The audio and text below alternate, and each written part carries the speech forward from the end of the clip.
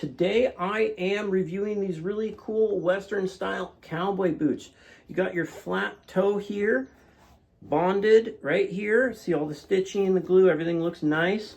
Little heel with a little grip, flat up front, slip on, pulls apart.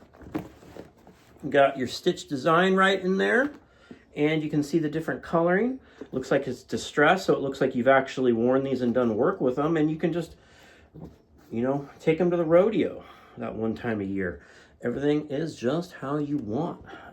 Very flexible even, and it'll make me not be 5'6", so that's a plus. Let's try them on, see how comfortable and how they look. I had to come out, check on my horse because I have my boots on, of course. Had to prove that. Pretty comfortable. They make that nice clop clop sound when you're walking on wood that you like. Nice and flexible. They're not hard.